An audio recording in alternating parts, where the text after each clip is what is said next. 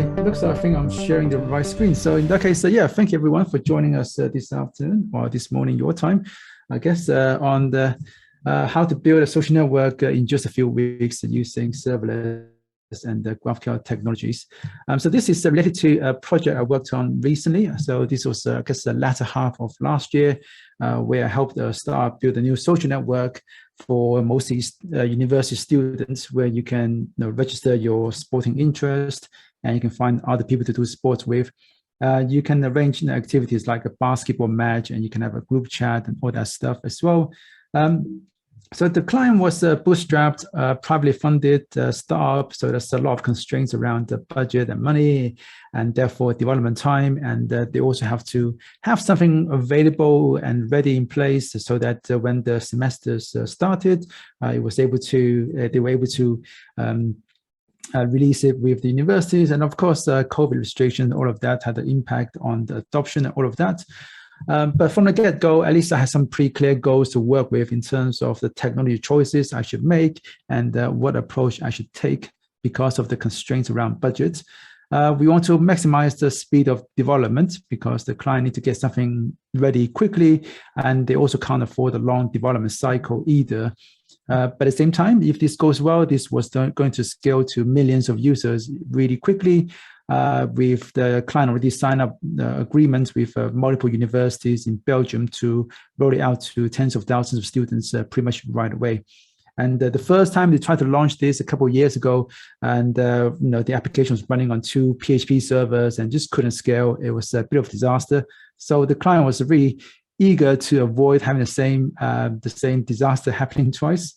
And lastly, the system needs to be pretty much just run itself. It needs to require minimum upkeep because, again, the client doesn't have the funds to hire a full-time team to look after this. So it has to pretty much be self-sufficient and just keep running and be cost-efficient as well. So the initial project was put together with a very small team in just a few weeks, and I was working on this on a part-time basis for a good couple of weeks. So in terms of the architectural components, the architecture itself is got lots of Lambda functions, but in terms of the components, we have CloudFront for a lot of the static assets like images and videos and so on, including assets that the users have uploaded themselves. We use Cognito for authentication with a Cognito user pool, and sitting in front of AppSync API, which behind the scenes talks to quite a few Lambda functions, but also quite a lot of different DynamoDB tables as well. And we use DynamoDB resolvers for a lot of the simple CRUD operations. For anything that's more complicated than that, I do use Lambda resolvers for those, which oftentimes also have to talk to the DynamoDB tables we have in our account. And for search, we're using Algolia, which is probably the closest thing you'll find to serverless Elasticsearch. And to get the data into Algolia, we use DynamoDB streams to capture any data changes and trigger a Lambda function to then push those changes into Algolia with just a few lines of code. And Algolia, I have to say, has been really amazing to work with. It's such an easy thing to work, such a nice service, and really easy to work with. So to capture a lot of the sort of business intelligence events from different Lambda functions, we are using a Kinesis Firehose data stream to capture a lot of these changes, and then we'll save them into S3 and into pretty big files so that we can then use Athena to query them to run BI analysis. How many users are looking at specific things and organizing specific events and things like that. So this, again, is not the high-level architecture, but at least it's a summary of the different services that we use to kind of build this thing very quickly. From the, I guess, the account level, we have multiple AWS accounts. We were using AWS organizations, and we had the organization units for dev, staging, and production, and we have a separate OU for a bunch of shared resources, things like users for supporting single sign-on, as well as audit trails, so that all the CloudTrail logs goes to one place, so that if we need to do an audit review of everything that's happening in our account, that's the only account that we need to give the auditor access to. We have a bunch of service control policies at the root of the organization so that we basically deny access to any services outside of EU West 1 because that's the only region that we use, as well as we disable a lot of actions to any actions that tampers with our CloudTrail collections. And also we ban any actions against the EC2, so you can't just bring up EC2 instances even if you want to. Again, remember that we were able to do this very, very quickly. And we did a lot of work on the backend just with one person working part-time. And this is only possible because I could stand on the shoulders of giants, really, because a lot of the hard work is done by AWS and the different service teams. And I can rely on tools like the serverless framework and to help me be really productive and to manage my application, my entire application stack, and make deployment really easy. So my name is Yan Cui. I've been working as a developer working with AWS as a user for more than 10 years now. And nowadays I work as an independent consultant helping companies adopt serverless. One of my first ventures into serverless was actually working on another social network about 5 years ago now, I guess, helping them move to serverless from a more monolithic environment. Nowadays, I work as a developer advocate for Lumigo about half my time, and the Lumigo is a really good troubleshooting platform when you've got serverless applications. And the other half of my time, I work as an independent consultant and help companies like the client we talk about here succeed with serverless by going faster for less. I've written a bunch of books and video courses around serverless, and I published a new video course on AppSync as well. And I've got a podcast. I talk to other people that do stuff with serverless, not so frequently nowadays, not like Jeremy. So maybe let's going back to the talk. Let's talk about what is GraphQL, which I'm sure most of you are familiar with already. So I'm not going to take too much of your time here. But essentially, GraphQL has a schema language that lets you define the data types and operations that you want to support in your application, including queries to fetch data and the mutations to update them. So the client is going to send a request with a query that's based on this schema language that you define, and then there's need to be like a server component, a GraphQL server like Apollo, which is probably the most popular implementation of a GraphQL server that validates the query against the schema. It's going to pass this request, and then for different parts of the request it's going to invoke resolvers to then fetch data from your backend resources, and then it's going to put them together into the right format that the client has asked for, and then return the data back to the client in this case in a JSON format. And AppSync is basically manage the GraphQL server that Amazon gives you so that you can focus on writing the business logic as opposed to implementing the GraphQL server itself. So you just focus on defining your schema, as well as how you're going to fetch data from the different data sources you have in your account, as well as outside AWS. So AppSync supports Lambda, RDS, Elasticsearch, DynamoDB, as well as any HTTP endpoints out of the box. So in this case, as a logged in user, I need to fetch my profile so that in my query operation, I can send everything that I want and send it to the AppSync API, and I can ask for my ID, my first name, last name, gender, what sports I'm interested in, which are all coming from a profile table in DynamoDB. So AppSync is going to take this request, and it knows that based on the mapping I've configured, you can get the data that the user is asking for from the profile table. And the user ID is not part of the request, but instead it comes from the identity information that Cognito has provided our API with when the user is logged in and making a request using their Cognito auth token. For the list of sports that I'm interested in, there's information that we don't want to bake into the profile object itself.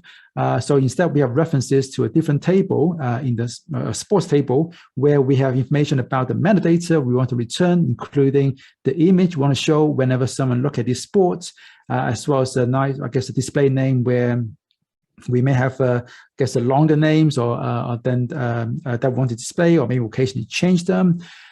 So in this case, we have some references to another objects in a different table, and the GraphQL can handle that for you and stitch data together from different places without you having to make multiple round trips from the client to the backend. In terms of the activities that I have planned, I have many activities. So when I fetch my profile, I only want to fetch the first page of it so that I see the most, I guess, the next lot of activities that I have planned in the future. And if I want to scroll down and get more activities, then I can use pagination to get the next page and so on. And again, we don't want to put all the activities into the same profile object in the DynamoDB table. So instead, we have a different table which is key to the user's user ID and then activity IDs as a secondary key as a sort key for in the table. And again, AppSync is able to take the information and then run multiple queries against different tables and then put everything together into one JSON structure nicely for us so that we don't have to worry about stitching data ourselves. So in this case, for the activities, we also want to know, okay, if John and someone else is asked to join my basketball match next week, we want to know, as I logged into the app, I want to know any open requests to join my activities. So those are coming from another table whereby in the activity, we only know the ID of the user that's asked to join my basketball match. So to fetch information about the users that's asking to join my basketball match next week, we have to then again go to the profile table to fetch their the names as well as their profile images and so on, which in one query, I'm able to fetch all of that information from our GraphQL API without having to make multiple round trips. And so as you can see, this is all very flexible. It gives the front-end teams a lot of power to ask for information they need to build up their UI. But you can probably also sense that there's some danger here where the client may end up asking for way more information than they actually need. And where you have nested data structures, you can maybe potentially have more and more nested nesting so that can really start to impact your performance and cost if this goes on for very deep. Luckily, you can mitigate some of this by enabling caching in AppSync, which lets you, cache on specific resolvers or part of your request. You can also adjust the TTL for different resolvers separately as well. And in this case, to not allow you to prevent further nesting and to prevent the leaking any personal information like date of birth, so I have a separate data type for your profile, which only you can fetch when you log into the app, and your public profile, which other people is able to fetch when they find you in the app, like through a search or through looking at activities and other people who's taking part in that activity. And also, when you're talking about the public profiles, it has a much flatter structure so that it doesn't allow for quite as much nesting compared to your personal profile. So on the front end, you're building an app, I can fetch all the information I need for my profile with a single request. And when you see other people's profile in the app, you're looking at data that's available through their public profile. So if there's anything sensitive, you won't be able to see those information because we don't expose them on the public profile type. So AppSync itself is very scalable. They have also a really powerful, really scalable GraphQL subscriptions implementation, which is basically a way for you to do real-time push messages from the backend to the front end via GraphQL's subscription mechanism. And your AppSync API is deployed to multiple availability zones out of the box. So it gives you really good baseline for resilience, and you only pay for what you use at $4 per million requests, which may sound a lot compared to something like API Gateway, which is a lot cheaper on a per million request basis. But when you consider the fact that with GraphQL, you tend to have to make far fewer requests to the API because of the fact that you can ask for a lot more data in one request. So I think overall, you may end up being around the same, or maybe even slightly cheaper on the GraphQL than you do with REST with API Gateway. AppSync has got built-in support for caching. Essentially, you're paying for uptime for a memcached node, which is very similar to how it works with API Gateway caching. And it's got built-in integration with CloudWatch and the CloudWatch logs so that you get metrics around your API, really high-level stuff like number of API requests, error count, and latency. which is great, but unfortunately, this is aggregated at the API level. So it's difficult, it's impossible for you to tell which resolver is causing you a problem if there's some spike in latency, because maybe just one resolver is not really behaving itself. So what you could do in that case is instead enabling logging. And once you turn logging, all the different logging options on, you get a lot of information about what's actually going on. So you get information about intermediate states of a query, but also in terms of the timing for individual resolvers, that you can narrow it down to performance issue to specific resolvers in your API. And if you, for performance issues, it might also be good to enable X-ray tracing as well, which really shines a light on what's happening under the hood and show you where the time is being spent on. And you can see for a single query, there's actually a lot of DynamoDB operations happening behind the scenes, many of which is done in parallel. So there's a lot of things being done in parallel as much as possible. So you can see where the time is being spent. So this is really useful for trying to figure out the performance issues with your AppSync API. And the X-ray also shows you a service map as well. You can get a high-level view of which service your API is talking to. But at I guess any sort of reasonable level of complexity, this becomes pretty much useless because there are just so many different things you're looking at. It's hard to figure out exactly what it is that you're trying to find. And with X-ray, there's also built-in sampling as well, which also I find that it's quite hard to use the query language to find exactly what I'm looking for. So if I'm looking for information traces related to a specific resolver, I really can't do that with X-ray. But from a high level, it sometimes allows me to identify problematic transactions and then drill down on where is the time is being spent on. But most importantly, it's serverless. I don't have to manage any GraphQL servers, which is amazing. You may remember me saying that I've got quite a few DynamoDB tables, and I guess the single table designs is all the rage nowadays. So when you talk about DynamoDB, working with DynamoDB, in this case, I've got quite a few DynamoDB tables. I think more than, I guess, 11 last time I checked. So the reason why I'm not using the single table design, even though I do use many of the techniques that the single table design tells you to use, but I don't put all my entities into one table, but I've got as many tables as I need. I do occasionally consolidate multiple entities into one table where it makes sense, and then I'm using some of the techniques that you find in single table designs. And what I find with a single table design is that when you're building something new, you haven't quite figured out all of your access patterns yet.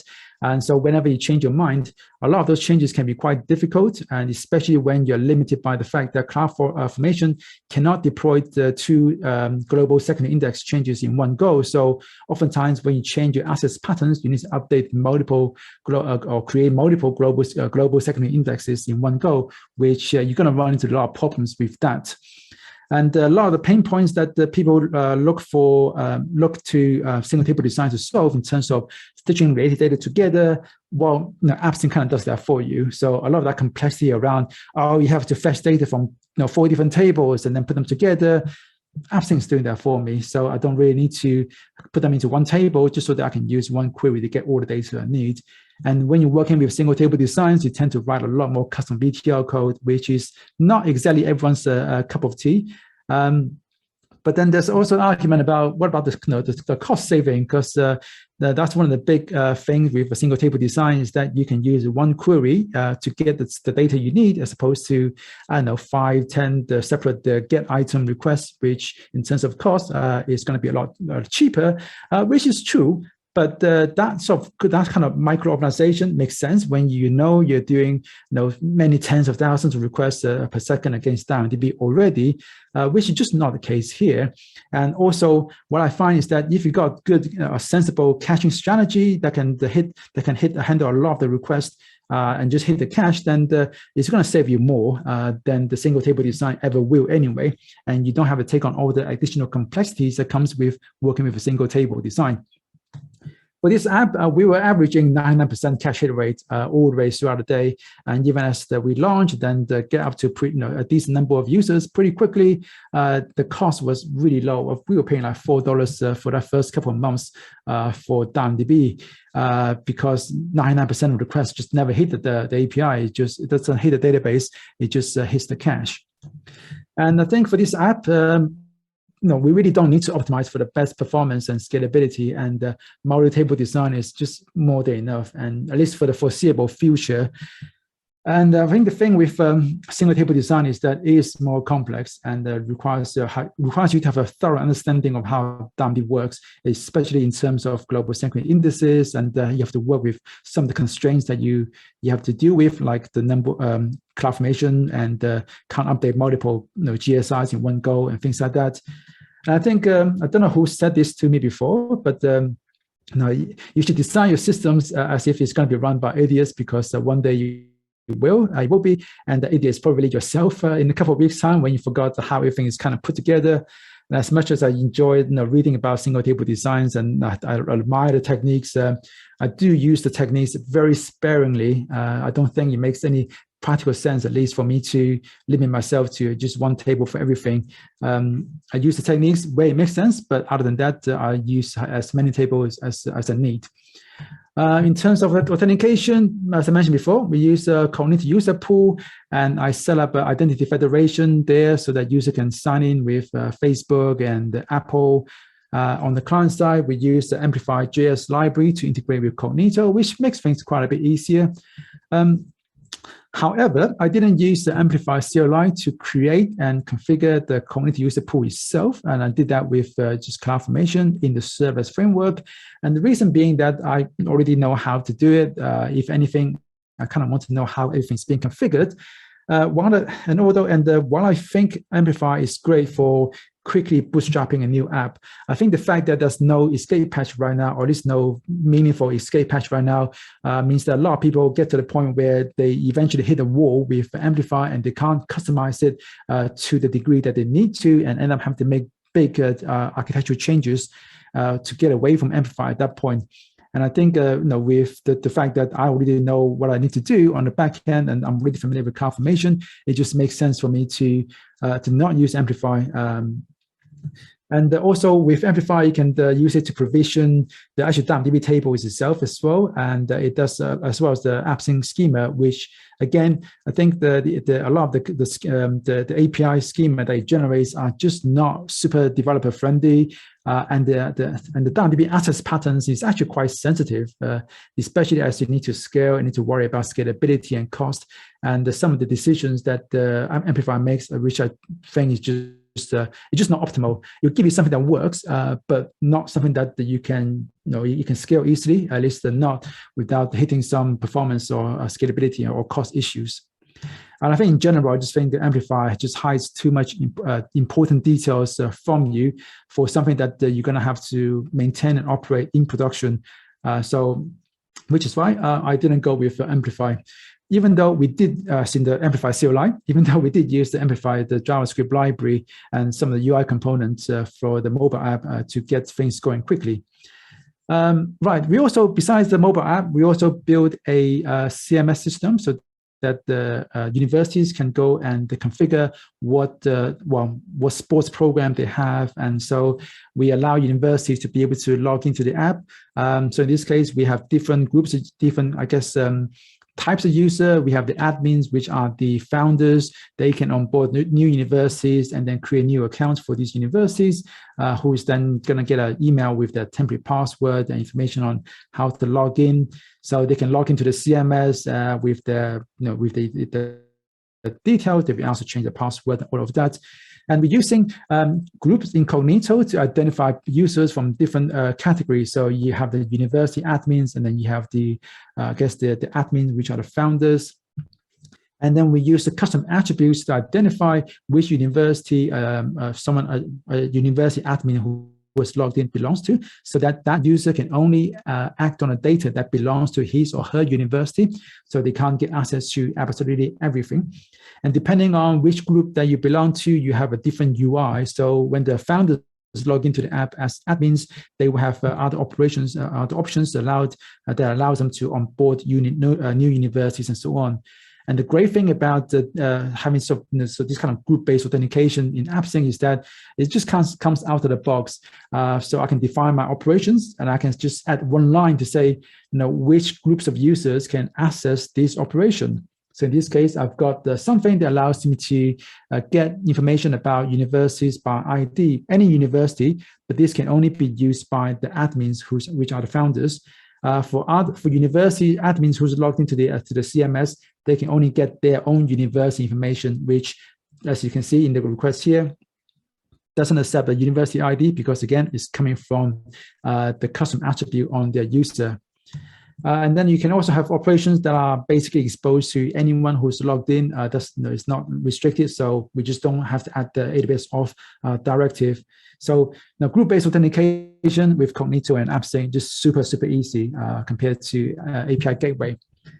So moving a little bit closer to the code, I use the serverless framework to help me package and deploy everything because it's mature, it's got a great community around it with a lot of plugins that can extend and customize the behavior of the framework. We're going to see a couple of them in a minute. And also importantly, I'm really familiar with it. It's been my go-to choice. I've been using it for a number of years, and I think the server framework is great.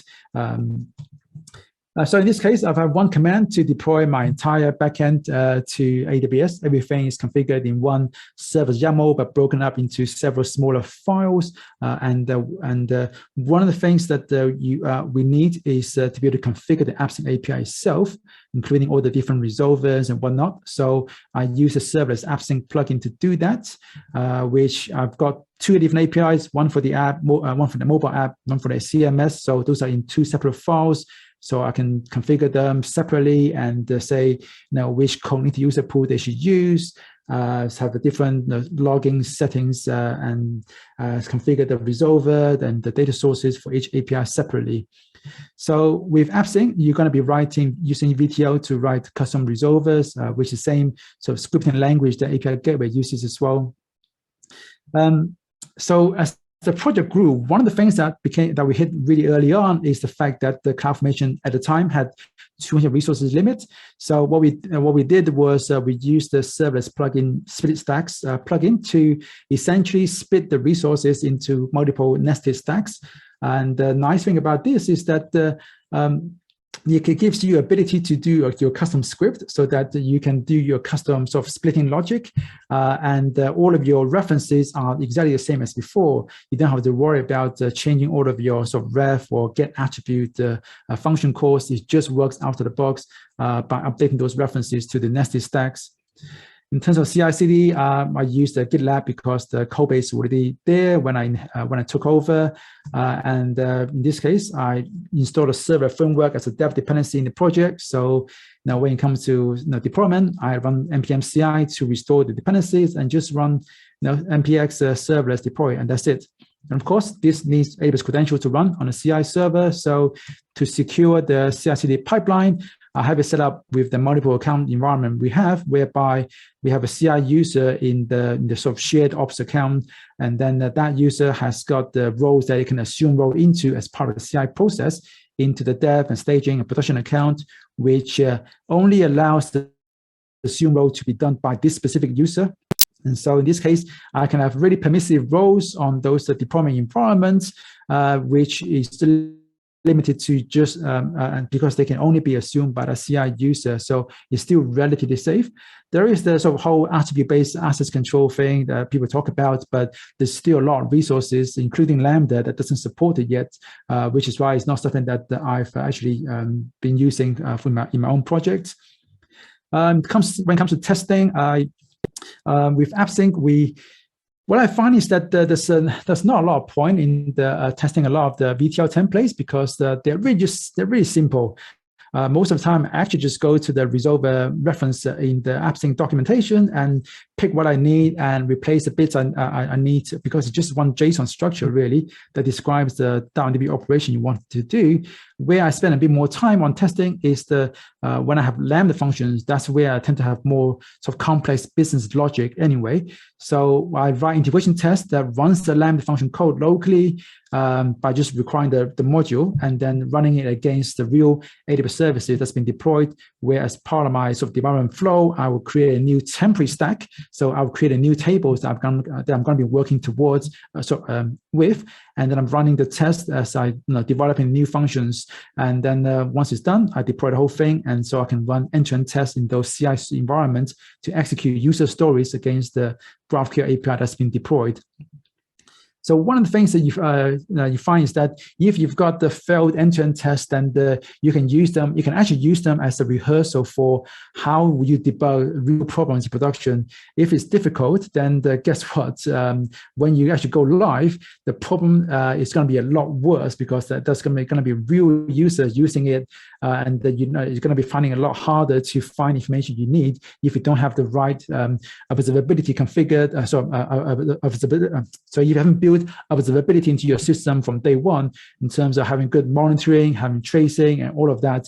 So if it's struck to debug problems in a controlled environment like your end-to-end test, then you're going to have a much bigger problem when this thing is in the wild. So don't optimize for your comfort with local simulators, because it's going to give you a false sense of security. It's useful to be able to invoke functions locally, and you can do that with the server framework to be able to sort of step through the code, but you shouldn't rely on that as the only way of debugging things, okay?